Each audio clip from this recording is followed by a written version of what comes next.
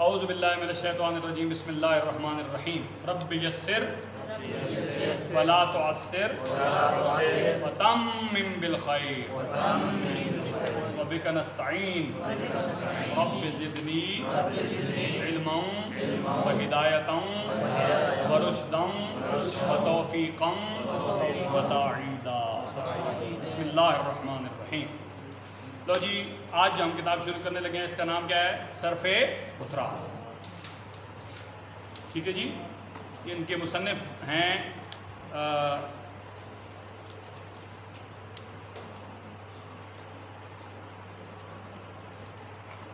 مولانا حکیم منور الدین، ٹھیک ہے جی، رحمۃ اللہ تعالیٰ علیہ۔ یہ کتاب انہوں نے لکھی ہے اور اس کا ترجمہ کیا ہے اور شرح کی ہے فاضل جلیل عالم نبیل حضرت علامہ مولانا ابو عبداللہ مفتی محمد عبد الرزاق قادری زیدہ مجدہ جامعہ نعمانیہ رضویہ انہوں نے کیا ہے۔ ٹھیک ہے جی، یہ میں نے اس لیے پڑھا ہے تاکہ یہ جو لقب لگے ہوئے ہیں یہ آپ کو پڑھنے آ جائیں۔ کسی بھی فاضل آدمی کے پڑھے لکھے کو فاضل کہتے ہیں، تو آپ کہیں گے نا فاضل نبیل عالم جلیل، سمجھ آ رہے ہیں؟ اس طرح کر کے لو جی، ان کا تھوڑا سا تعارف ہے، یہ پڑھ ہی لیتے ہیں میرے خیال میں۔ ہاں،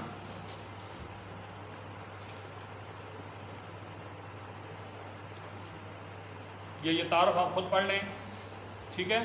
تو یہ تھوڑا ٹائم بچاتے ہیں ہم، کوئی چیز سمجھ نہ آئی تو انشاءاللہ پھر میں بتا دوں گا۔ صفحہ نمبر 7 پہ آ جاؤ جی، ڈائریکٹ آ جاؤ، فٹافٹ آ گئے ہو؟ بسم اللہ الرحمن الرحیم۔ بنیادی چیزیں جی، علم صرف کی تعریف۔ اب دیکھیں اس تعریف میں اور اس تعریف میں کیا فرق ہوگا، یہ تھوڑا سا فرق ہوگا لیکن فرق ضرور ہوتا ہے۔ علم صرف وہ علم ہے جس سے سیغوں کی پہچان ہوتی ہے، ایک سیغے سے دوسرا سیغہ بنانے اور لفظوں کو گرداننے بولو ذرا، گرداننے، بار بار پڑھنے سے گردان کرنے سے کا طریقہ معلوم ہوتا ہے۔ علم صرف کا موضوع اب یہاں عربی میں بھی لکھا ہوا ہے تو یہ آپ یاد کر لو۔ آپ سے بھی پوچھے کہ علم صرف کا موضوع کیا ہے تو آپ کیسے بتاؤ گے؟ الکلمۃ من حیث الصیغہ، بولو، حیث الصیغہ، یہ نہیں کہ یا سا پڑھ دو یا دونوں کو سواد پڑھ دو۔ علم صرف کا موضوع کلمہ ہے صیغہ ہونے کی حیثیت سے، کلمہ بحیثیت صیغہ، غرض و غایت صیانت الذہن عن خطائے لفظی، صیغوں کو پہچاننے کے سلسلہ میں ذہن کو لفظی غلطی سے بچانا۔ یہ باقی ساری وہی ہے، صرف تھوڑا تھوڑا انداز ہوگا، اس میں کوئی نہ کوئی بات نہیں ملے گی، کبھی اس میں نہیں ملے گی آپ کو۔ تو یہ دو کتابیں بیک وقت پڑھانے کا فائدہ یہ ہوگا کہ صرف کی جتنی بھی کتابیں ہوں گی 2-4 سالوں میں ساری آپ کی نظر سے گزر جائیں گی، تو آپ کو کہیں بھی کوئی کتاب پڑھانی پڑے یا کتاب سے کوئی بات بتانی پڑے تو آپ فٹافٹ دکھا سکیں گے۔ ٹھیک ہے، صرف کا علم اس سال میں پڑھایا جائے، اگلے میں بھی پھر کیوں پڑھایا جائے؟ آپ سوچ رہے ہوں گے نا، بالفرض اگلے میں کوئی اور کتاب پڑھائی جاتی ہے تو آپ کہیں پچھلے سال جو پڑھ رہے ہیں۔ تو کوئی بھی چیز جب بار بار کی جاتی ہے تو وہ صحیح ذہن میں بیٹھ جاتی ہے۔ بات سمجھ آ رہی ہے؟ اسی لیے جب آپ درس نظامی سے فارغ ہوں گے انشاءاللہ اس وقت آپ بالکل اس کے حافظ ہو چکے ہیں۔ ٹھیک ہے، آپ دل میں کہہ رہے ہوں گے بھی ہاں اصل ہونے حافظ، انشاءاللہ ہوں گے، آپ دیکھیں گے۔ پھر اس کے ساتھ ساتھ ہی آپ کو پڑھانا شروع کر دیں گے تو آپ بہت جلدی انشاءاللہ اس طرف آ جائیں گے۔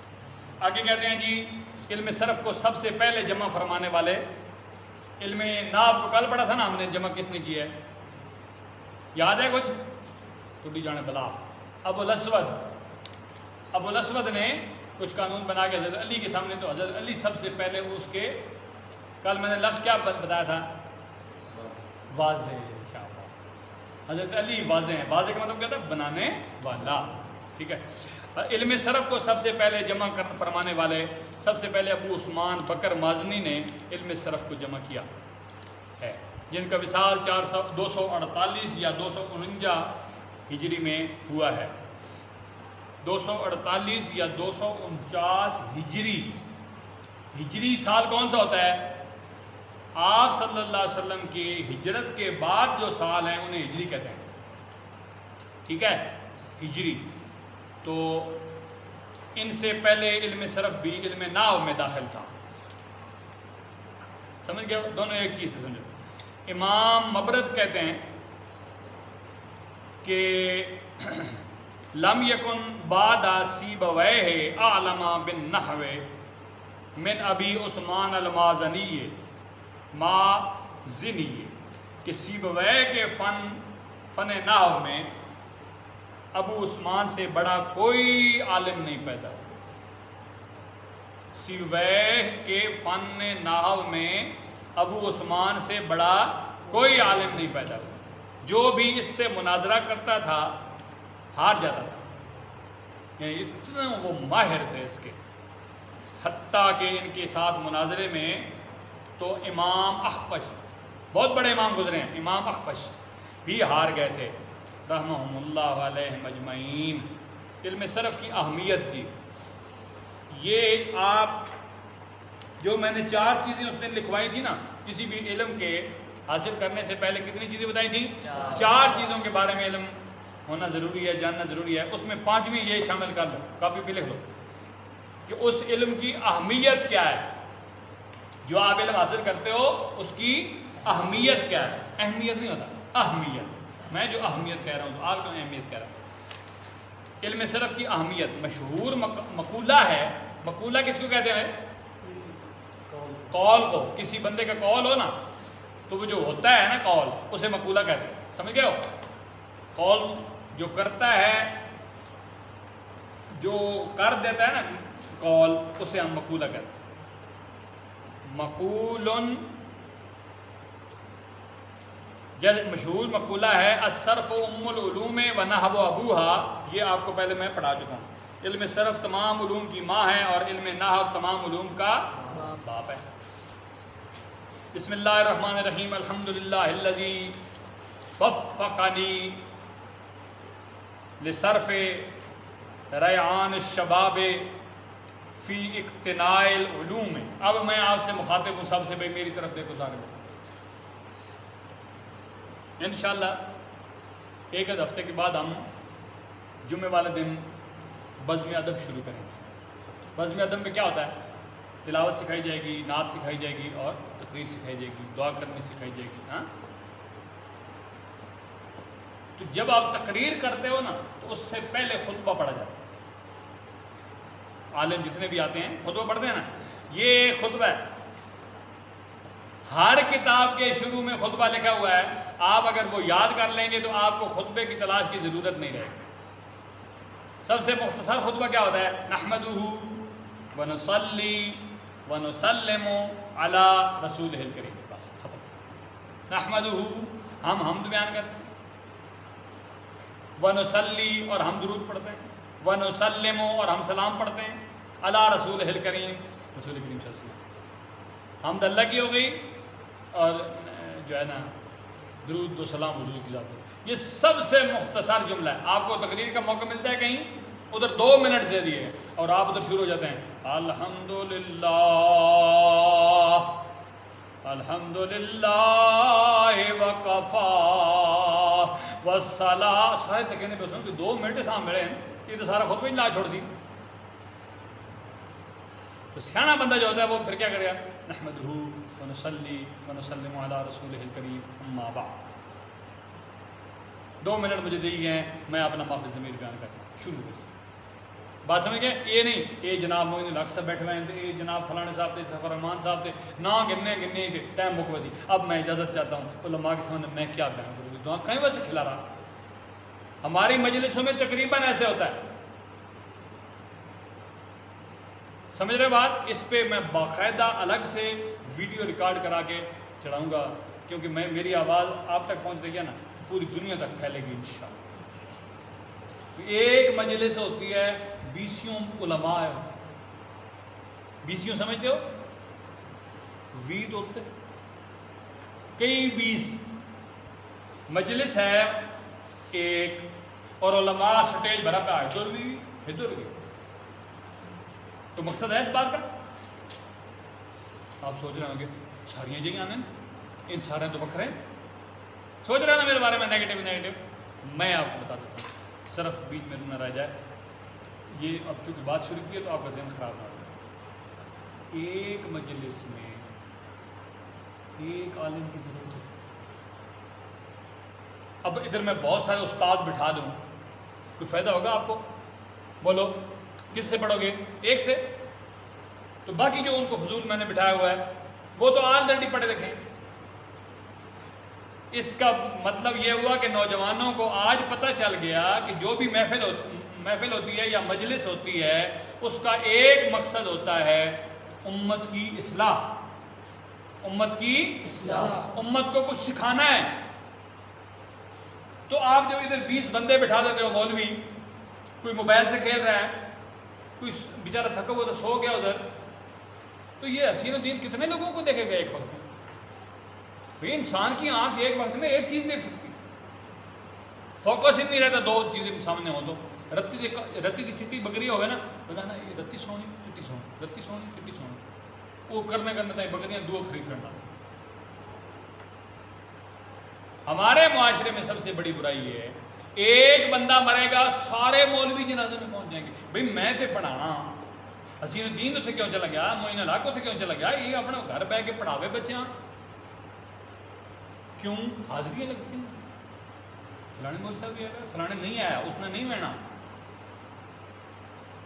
تو آپ جتنے میرے سامنے حضرات بیٹھے ہو، آپ نے ایک بات یاد رکھنی، اس پہ میں الگ سے ویڈیو ریکارڈ کراؤں گا، پھر صرف یہ یاد رکھیں کہ ایک عالم کو لاؤ، مغرب کی نماز کے بعد کا ٹائم ہے، مغرب کی نماز کے بعد 10 بندے ہیں، آپ شروع کرا دو۔ انہوں نے کہا جی حضرت صاحب اگر 2 بندے بھی بیٹھے ہوں آپ نے شروع کر دینی ہے۔ وہ اگر کہیں کہ ٹھیک ہے، وہ اگر کہیں نہیں پہلے پنڈال برسو، پھر ایک نقیب محفل آسی پلا کھڑا ہوا جڑا آن کے آسی آخو سبحان اللہ، آخو سبحان اللہ، چاہو ہاتھ بڑھاؤ جھنڈے، وہ تھکا رکھی نے صحیح سارے ہاں۔ اس کے بعد اب بلا تاخیر حضرت صاحب تشریف، ٹائم بہت ہمارے پاس مختصر ہے، اس لیے گزارش ہوگی کہ آپ تھوڑے سے وقت میں اپنی حاضری لگا کہ میرے جیسا کوئی ہوا تو سمباسی نے چانڈ چل میں نے پہ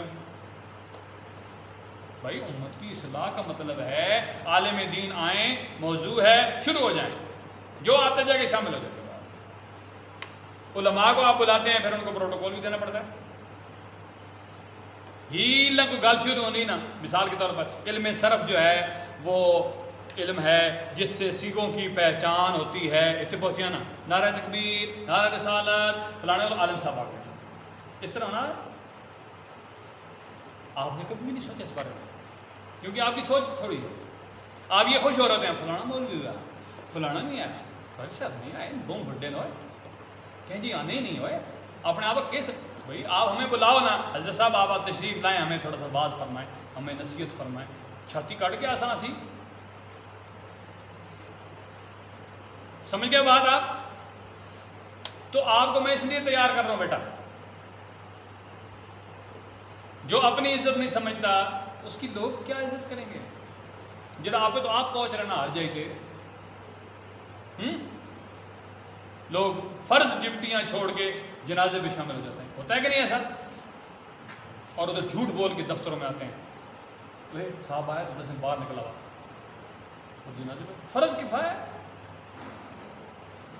صرف کیوں؟ منہ دیکھ لے، حسین الدین دیکھ لے قاری صاحب آئے ہوئے تھے، میرا فلانا مراد، اور جو نہ جائے اس کو ایسے دکھتے کھا جائیں، میں نے پیو گویا نہیں ہے پاویں وہ اتنے کلاسج بہ کے آ کے یا اللہ پاک جگہ ہے، اتنے پیارے پیارے لوگ علم دین حاصل کر، یا اللہ اس کی مغفرت فرما دے، اور اللہ اس کی وجہ سے مغفرت فرما دے۔ تو ہمیں ذہن بدلنے ہوں گے بیٹا، نہیں تو تباہ ہو جائیں گے، ان قریب تباہ ہو جائیں گے، اور اہل سنت زیادہ تباہ ہو جائیں گے، ٹھیک ہے؟ کیونکہ یہ ہر جگہ پوری رات محفلوں میں جا کے مولوی ادھر جھجتے رہتے ہیں، واہ کیمرہ آتا ہے تو واہ واہ واہ۔ انشاءاللہ میں آپ کو ایسا تیار کر دوں گا کہ آپ نصیحت بن جائیں گے لوگوں کے لیے، دکھاوے کے لیے کوئی کام نہیں کریں گے، اللہ اور اس کے رسول کی رضا کی خاطر کریں گے انشاءاللہ۔ پھر دیکھیں دین پھیلتا ہے کہ نہیں پھیلتا۔ تو خیر بات لمبی ہو گئی، چلو تھوڑا سا یہ خطبے سے بات چلی تھی مولوی صاحب کے، اور وہ کدے چلی گئی۔ خیر بہرحال یہ آپ نے خطبہ جو آپ کو آسان لگے لیکن آپ کو اس کا ترجمہ آنا چاہیے، یہ نہیں جی تسی شروع ہوئے رہا الحمدللہ الذی لم یزل عالما قدیرا، اور فرمان کو کٹ سمجھ نہیں ہوتی کہ سبحان اللہ، اس طرح آپ ایک ایک لفظ کا معنی پتہ ہوتا ہے۔ جب آپ کو خود پتہ ہوتا ہے تو آپ اگلے کے اندر اتار دیتے ہیں وہ معنی، جب آپ کو خود ہی نہیں پتہ ہوتا، وقت گزاری کر رہے ہوتے تو دوسرے کو کیا سمجھ آئے گا؟ بات سمجھ آ رہے ہو؟ چلو جی ترجمہ پڑھتے ہیں اس کے۔ بسم اللہ الرحمن الرحیم۔ ترجمہ، تمام تعریفیں اللہ تعالیٰ کے لیے ہیں جس نے علوم حاصل کرنے کے لیے جوانی کی طاقت آپ کی مطلب کی بات آ گئی ہے بھائی، علوم حاصل کرنے کا ٹائم کون سا ہوتا ہے؟ جوانی میں۔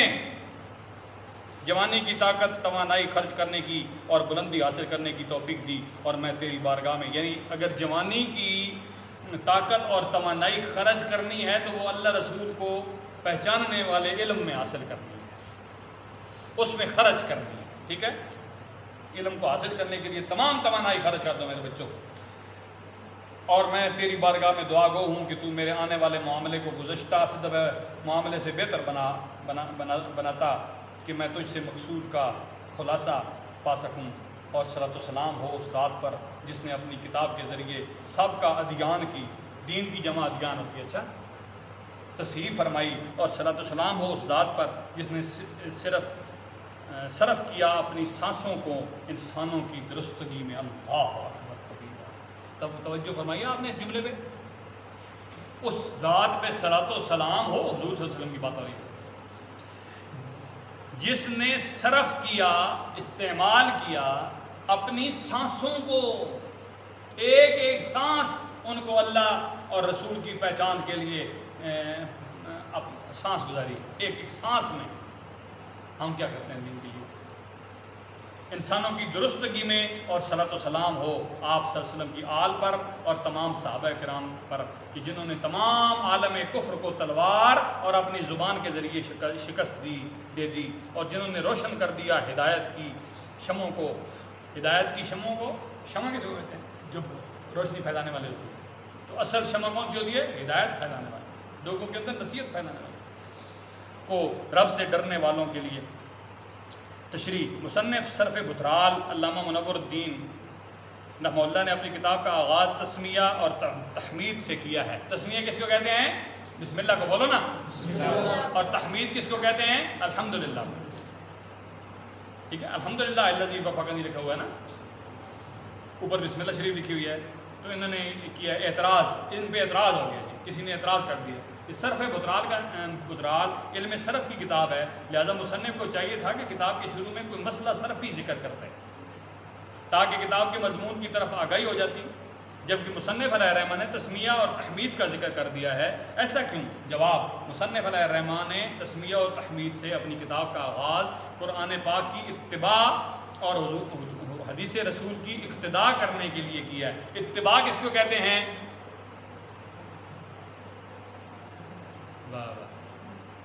بولو، چلو یہ بھی نہیں پتا تو سمجھ تک۔ اتباع کہتے ہیں پیچھے چلنے کو، کس کو؟ پیچھے چلنے کو، فرما برداری کرنے کو، سمجھ گئے ہو؟ قرآن کی اتباع کرتے ہوئے، قرآن کے مطابق چلتے ہوئے، سمجھ گئے ہو؟ اور اقتداء کس کو کہتے ہیں؟ ہے عالم دینوں، اقتداء کہتے ہیں پیچھے، کسی کی پیچھے چلنے کو۔ حاضر پیچھے اس امام صاحب کے جب آپ کہتے ہو تو امام کی اقتداء میں ہوتے ہو اور امام کی اتباع میں ہوتے ہو، سمجھ آ گئی ہے؟ اب بتاؤ اتباع اور اقتداء میں کوئی فرق ہے؟ تو یہ دونوں با معنی اور ہم معنی لفظ ہو گئے۔ ہم معنی کا مطلب تو ایک جیسے، ہم معنی کو ویسے کیا کہتے ہیں اردو میں؟ کیوں جی حضرت؟ مترادف، دو لفظ ہوں اور ان کا معنی ایک ہو تو ہم ان کو کیا کہتے ہیں؟ مترادف، اور اگر معنی الٹ ہو تو پھر متضاد۔ کیا؟ متضاد۔ شاباش، آگے چل جناب۔ یہ کیا کہہ رہے ہیں کہ انہوں نے اپنی کتاب کا آغاز قرآن پاک کی اتباع اور حدیث رسول کی اقتداء کرنے کے لیے کیا ہے۔ کیونکہ قرآن پاک کا آغاز بھی تسمیہ اور تحمید سے ہے نا، بسم اللہ الرحمن الرحیم اور آگے الحمدللہ رب العالمین الرحمن الرحیم۔ حدیث پاک میں بھی ہر ذی شان کام کون سا ہوتا ہے؟ پیارا، اچھا، صاف ستھرا، نیک کی ابتدا میں تسمیہ اور تحمید پر زور دیا گیا ہے۔ اعتراض، آپ نے کہا ہے کہ ہم نے حدیث رسول کی ابتدا کی ہے، حالانکہ حدیثیں تو دو ہیں، ابتدا بالتسمیہ والی حدیث اور ابتدا بالتحمید والی حدیث، یعنی حدیثیں تو دو ہیں، ایک میں ہے کہ کسی کام کو شروع کرنا ہو تو بسم اللہ سے کرو، اور ایک میں ہے کسی کام کو شروع کرنا ہو تو تحمید سے یعنی حمد سے کرو، اللہ کی الحمدللہ سے شروع کرو۔ ایک حدیث میں حکم ہے کہ ہر اچھے کام کا آغاز تسمیہ سے کرو، اور دوسری میں یہ ہے کہ ہر اچھے کام کا آغاز تحمید سے کرو، اور یہ دونوں متعارض ہیں، متعارض یعنی ٹکرا گئی ہیں ایک دوسرے کے، بھئی ایک ہی جائے با بسم اللہ تو کرو، دوئی جائے با الحمد تو کرو، خلافاً اسی پہ اسی حدیث نے مطابق پہ کرنا ہے۔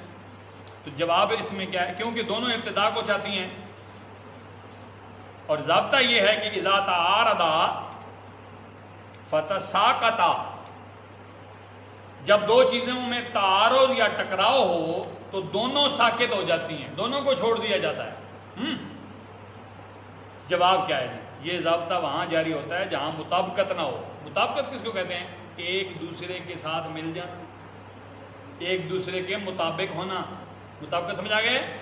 ہاں، جب یہاں تو مطابقت ہو سکتی ہے، قبل از مطابقت ایک تمہید ملاحظہ فرمائیں۔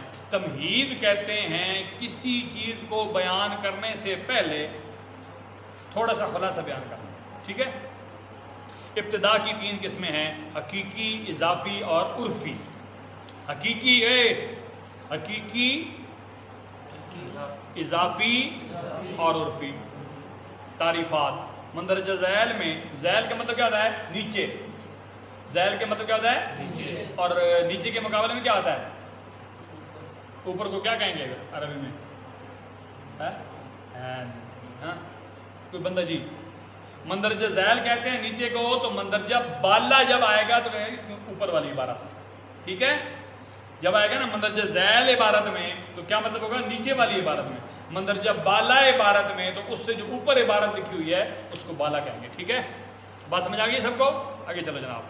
مندرجہ ذیل میں ذیل ہیں ابتدائے حقیقی، الابتداء الحقیقی المقدم علی جمیع ما عداہ،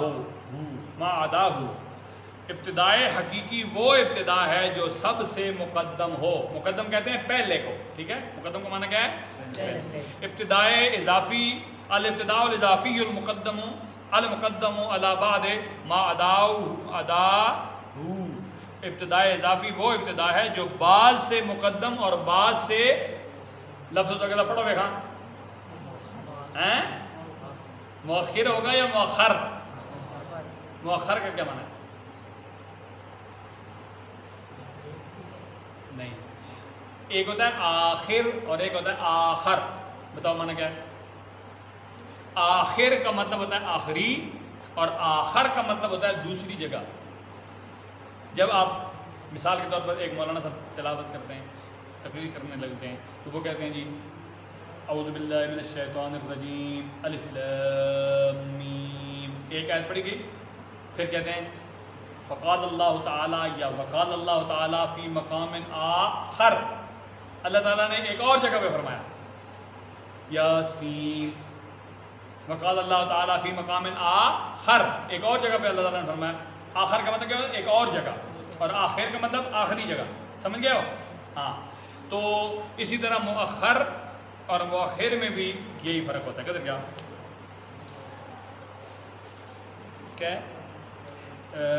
مقدم اور مؤخر، مقدم پہلے اور مؤخر بعد میں، آخری۔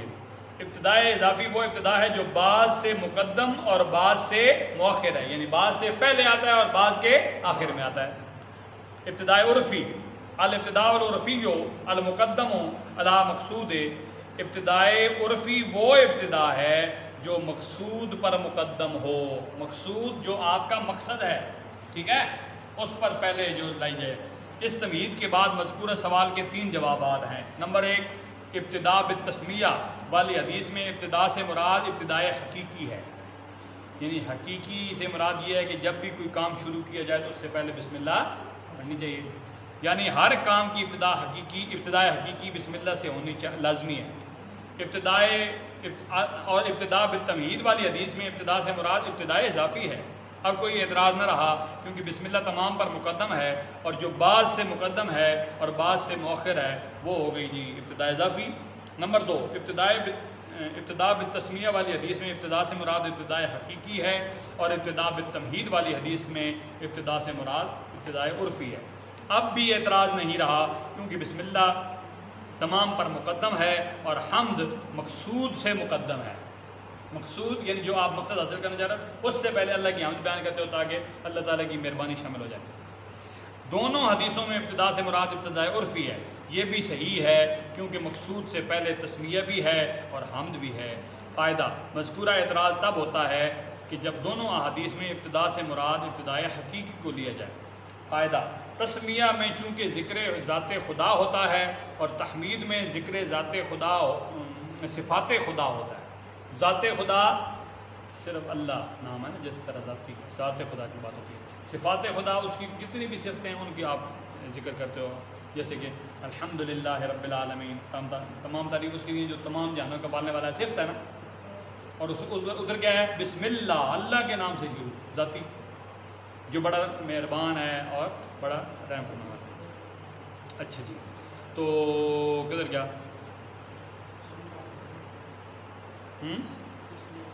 ہاں، تحمید میں ذکر صفات خدا ہوتا ہے۔ ظاہر ہے کہ ذات صفات پر مقدم ہوتی ہے، اس لیے ابتدا بالتسمیہ والی حدیث میں ابتدا سے مراد ابتدائے حقیقی ہی ہوگا، وگرنہ صفات کا ذات پر مقدم ہونا لازم آئے گا، جو درست نہیں۔ یعنی پہلے ذات ہوتی ہے پھر صفات ہوتی ہیں۔ بسم اللہ میں بھی پہلے ذات کی بات ہو رہی ہے اور تحمید میں صفات کی ہو رہی ہے، اس لیے ہم نے ان کو اس طرح رکھا ہے۔ خطبہ میں مصنف کا لفظ صرف کا استعمال کرنا برات استحلال کے طور پر ہے، یہ میرے خیال میں کل پڑھیں گے انشاءاللہ، ٹھیک ہے؟